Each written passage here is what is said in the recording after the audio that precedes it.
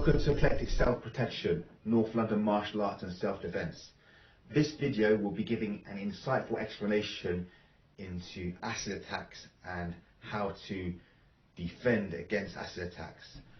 Before we go into detail about the actual self-defense against acid attacks, you need to understand what an acid attack is and why acid attacks happen. An acid attack, by definition, is the act of throwing acid or a corrosive substance onto another person with the intention to disfigure, maim, torture, or kill. Criminals of these types of attacks throw corrosive liquids at their victims, usually towards their face to try and burn them or dissolve their bones. The intention of the attack is usually to humiliate the opposite person as opposed to killing them. Acid attacks happen for various reasons. There's a set of reasons which usually encompass why acid attacks happen. The first one is due to personal conflict and relationships. Second, racial motivations. 3, sexual related jealousy, lust and rejection. 4, social, political and religious motivations. 5, gang related activities. 6, attacks against minorities. And 7, conflicts regarding money, finances, land ownership and property. Now that you have an understanding of what an acid attack is and why they happen, we can now go into how to defend against acid attacks. The first thing you need to understand in regards to self-defense against acid attacks is the soft skills. So you need to have good distance and good self-awareness. Try and keep as much distance between you and the acid thrower as possible.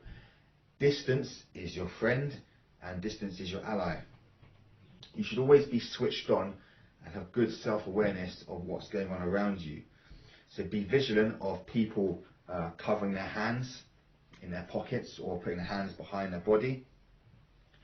Be vigilant of people pulling up close to you on peds and motorcycles, and beware of who's walking in front of you, behind you and by each side of you. So recognizing pre-danger signals can help you avoid a situation before it actually happens. However, you do need to be aware that distance may not always be possible, as the element of surprise breaks down distance and self-awareness. In other words, it nullifies the approach of having distance and good self-awareness. When an attacker tries to throw acid on you, you should try and cover your head, your eyes and body and turn as soon as possible. If you see someone is going to throw acid at you, do not assume it's water. Always be prepared for the worst. So when somebody's throwing acid on you, quickly cover your face, cover your eyes, cover your body and turn as soon as possible. Yeah? So you should instinctively practice covering and turning and legging it as soon as possible. Embedding this type of action of quickly covering your head, your face, your body and turning and running will sharpen your reflexes and hopefully limit the ability of someone trying to throw acid on towards your body. In addition, as you turn, cover your head and leg it, shout fire or help and get to a safe zone and call the police without hesitation. In addition, when somebody's throwing acid, you should try and get the brunt of the impact on the back of your clothing. So try and get the acid to get onto your clothing as opposed to being on your body. And then as soon as possible, try and remove the clothing to stop the acid from making contact with your skin, and carefully remove it without causing the clothing to form with the acid as it burns onto your skin. In turn, if acid has been made contact with your body, try to get as much clean water on towards your skin as possible. having water is essential to minimizing acid damage to your skin. I always advise my students to carry a bottle of water when they're out and about or out in public. Not a big bottle, but a handheld bottle, so at least that way they have water readily available with them.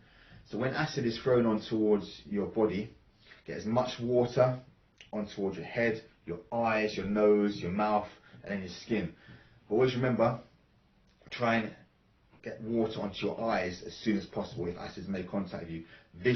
Your vision is so important. The last thing you want is to have your vision impaired. It's better to have a few burns and scratches on your skin than having your vision taken away from you. So when acid is on your body, get as much water down your head, on your face and your body as soon as possible, and keep pouring water on towards your body and skin until the burning sensation stops. Experts recommend keeping flowing water on your body for at least 30 minutes. At the same time, you should always seek medical assistance immediately. In conclusion, if you live in an area where acid attacks are common, I recommend practicing this drill. So one person will have a cup, they'll fill it with water, and a second person will be walking.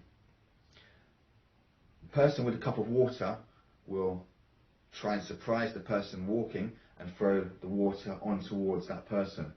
So that way, the person who's walking can practice instinctively trying to cover their head, turn, and escape to a safe zone. You should also be aware that dealing with an acid attack is incredibly difficult to defend against.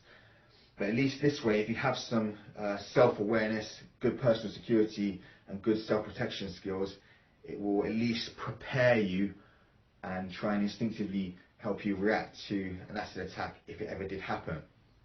So always remember, 1, be aware, 2, be prepared, 3, be capable, and 4, practice good self-protection skills in your everyday life to avoid these types of situations from happening.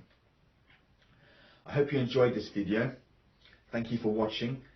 For more information about what we do, please view our website, www.eclecticselfprotection.com. Thank you for watching. Your subscription is important to us, so please consider subscribing. Thank you for watching. I hope you enjoyed this video, and we'll see you in the next one. Thank you very much.